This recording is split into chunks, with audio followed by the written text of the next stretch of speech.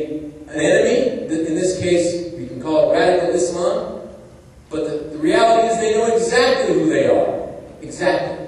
And they know exactly why they fight. But we, on the other hand, are becoming confused, I think, about who we are. Because we don't know what holds us together anymore as a nation. What does it mean to be an American? What is the definition? Does it have any? Does it have any substance? When we look around this room, what is it that holds us together? Is it just the fact that we live in this particular area? Is there something other than that binds us together? I think so. I hope so. It is a thing called America. And one of the things that shows your willingness to connect one to another in this country, if you come in here as an immigrant, is your willingness, your desire to learn English. That is, as Yvonne stated, an indication of her desire to become an American.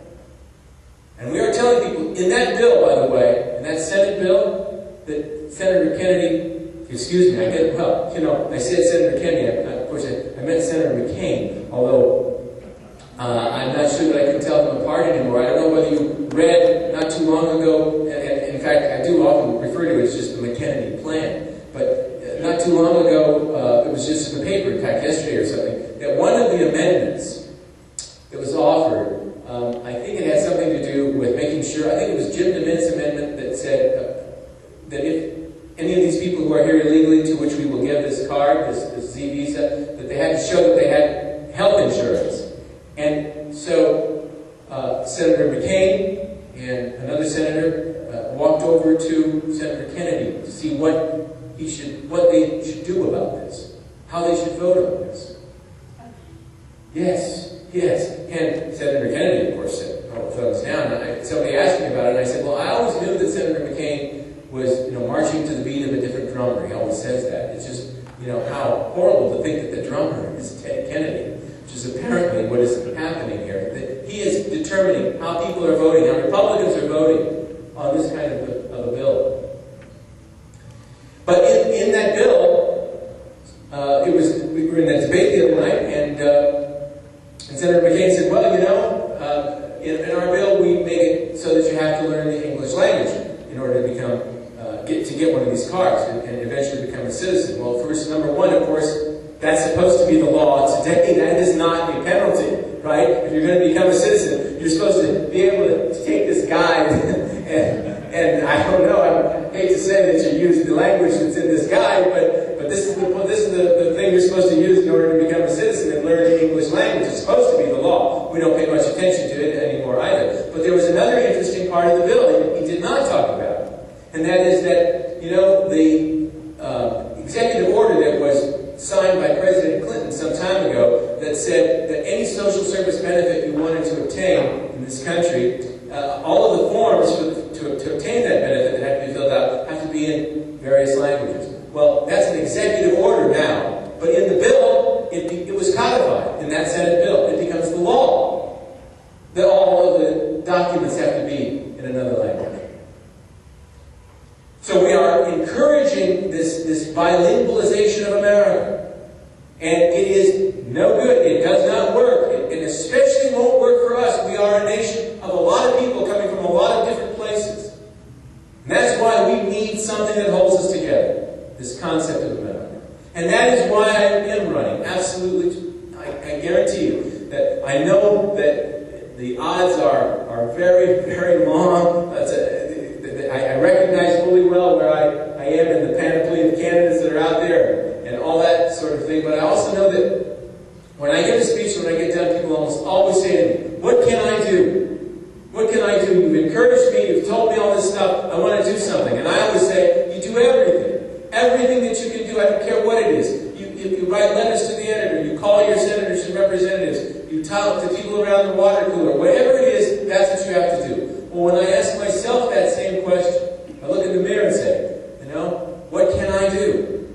This is it, my friends. This is it. This is everything I can do. And I will do everything I can. As long as I have strength in my body, as long as I have have a voice, I will, in fact, talk about this issue and talk about its importance to America. And then sometimes I get discouraged, of course, just like everybody else.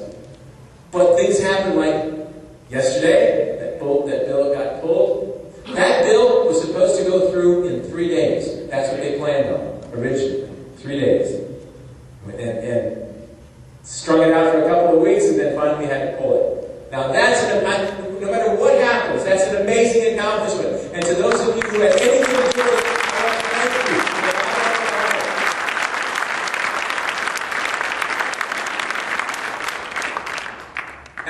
And when I get discouraged, I mean, I read the book, or now I have it on the CD and I listen to it on the plane a lot. It's called 1776. And somebody in the audience just before I came up was reminding me of the flag that we had flying, that the country had created at that point in time.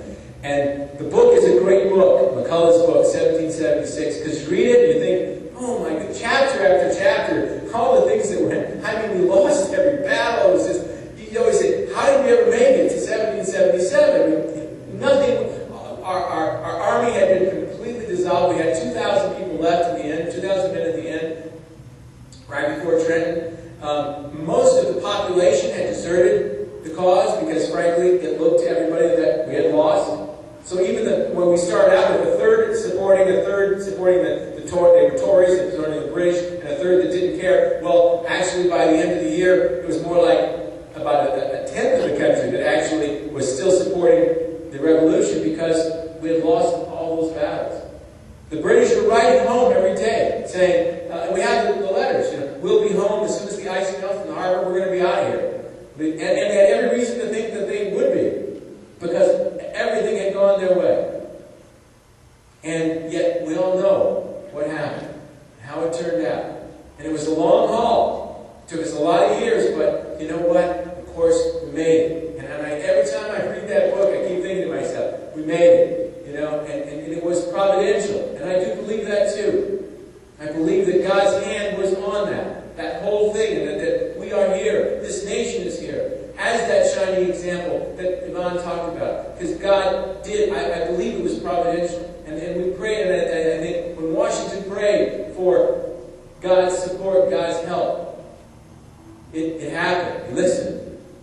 And we made it. This country made it. And we made it through a whole bunch of things subsequent to that. Depression and wars.